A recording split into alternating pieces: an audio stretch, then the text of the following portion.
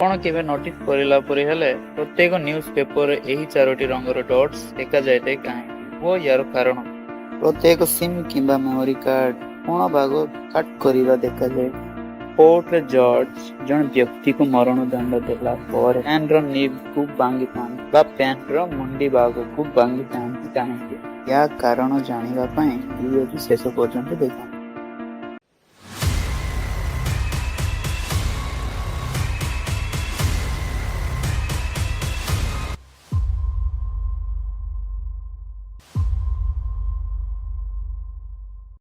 ଯଦି ଆପଣ ସବୁଦିନ ଖବରକାଗଜ ପଢୁଥାନ୍ତି ତାହେଲେ ଦିନେ ନା ଦିନେ ଏହି ଡାଉଟ୍ ନିଶ୍ଚୟ ଆସିଥାଇପାରେ।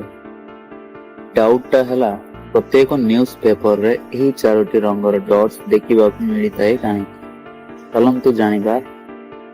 ଏହି 4ଟି କଲର ଡଟ୍ସକୁ ପ୍ରିଣ୍ଟିଂ ପରିଭାଷାରେ CMYK ବୋଲି କହିଥାନ୍ତି ଓ ଏହାର ମିନିଂଟା ହେଲା C ମାନେ ସିଆନ୍ ବା ବ୍ଲୁ, M ମାନେ ମ୍ୟାଜେଣ୍ଟା ବା ପିଙ୍କ, Y ମାନେ ୟେଲୋ, A ମାନେ ବ୍ଲାକ୍।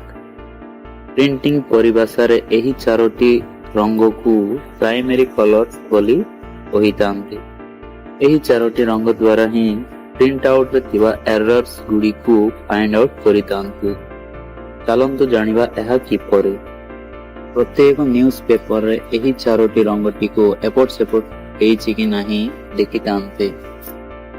ଯଦି ନ୍ୟୁଜ୍ ପେପରରେ ଏହି 4ଟି ରଙ୍ଗ ନର୍ମାଲ ନଥାଇ ଏପଟ ସେପଟ ହୋଇଥାଏ ତାହେଲେ ପ୍ରିଣ୍ଟିଂରେ ଅକ୍ଷର କିମ୍ବା ଫଟୋ ବ୍ଲର୍ ହେବାର ଆଇଡେଣ୍ଟିଫାଇ କରିଥାନ୍ତି।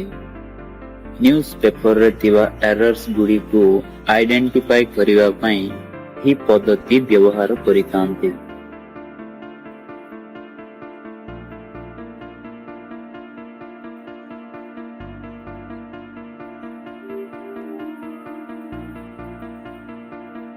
ଆପଣ କେବେ ନୋଟିସ୍ କଲା ପରି ହେଲେ ପ୍ରତ୍ୟେକ ସିମ୍ କିମ୍ବା ମେମୋରି କାର୍ଡର ଏଡ୍ଜରେ କଟ୍ ହେବାର ନିଶ୍ଚୟ ଦେଖିଥିବେ। ଆପଣ କେବେ ଭାବିଛନ୍ତି ଏହା ଏପରି କାହିଁକି କଟ୍ କରିକି ଥାଏ?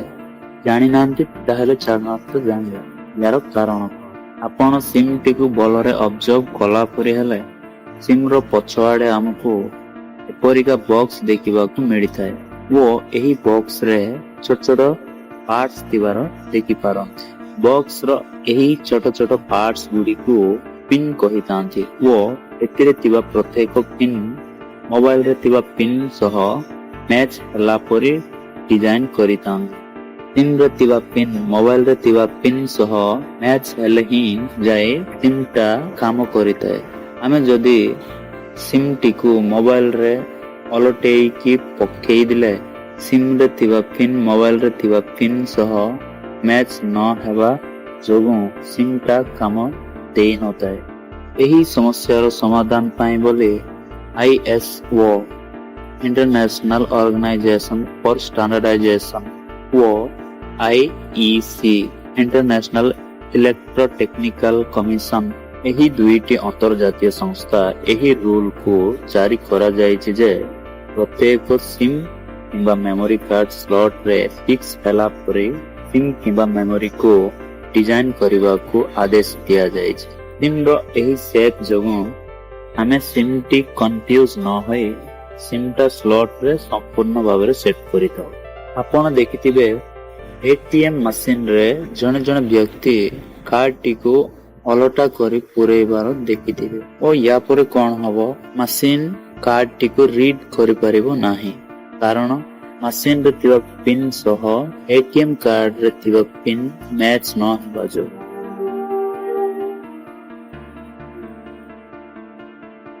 ଆପଣ କେବେ ନା କେବେ ଦେଖିବାକୁ ପାଇଥିବେ ଯେ କୋର୍ଟରେ ଜଜ୍ ଜଣେ ବ୍ୟକ୍ତିକୁ ମରଣଦଣ୍ଡ ଦେଲା ପରେ ସେହି ଦଣ୍ଡରେ ବ୍ୟବହାରିତା କଲମଟିକୁ ଭାଙ୍ଗି ଦେଇଥାନ୍ତି କାହିଁକି? ଚାଲନ୍ତୁ ଜାଣିବା ଏପରି କାହିଁକି କରିଥାନ୍ତି।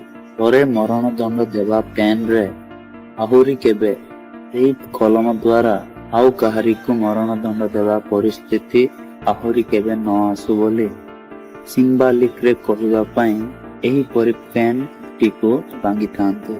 ଜଣେ ବ୍ୟକ୍ତିର ମରଣଦଣ୍ଡର କାରଣ ହେବା କଲମକୁ ଅଲଗା ଯେକୌଣସି କାର୍ଯ୍ୟ ପାଇଁ ବ୍ୟବହାର ନ କରିବା ପାଇଁ ବୋଲି ପେନ୍ର ନିବ୍ଟିକୁ ଭାଙ୍ଗିଥାନ୍ତି। ଥରେ ଜଜମେଣ୍ଟ ଦେଇ ସାରିଲା ପରେ ତାଙ୍କେ ନିଜେ ଚାହିଁଲେ ମଧ୍ୟ ଜଜମେଣ୍ଟକୁ ବଦଳାଇ ଲେଖି ନ ହେଲା ପରି ପେନ୍ଟିକୁ ଭାଙ୍ଗିଥାନ୍ତି। ଏମିତି ନୂଆ ନୂଆ ଇନଫର୍ମେଟିଭ ଭିଡିଓ ଦେଖିବା ପାଇଁ ଆସ୍କ ମି ଓଡ଼ିଆ ଚ୍ୟାନେଲକୁ ସବସ୍କ୍ରାଇବ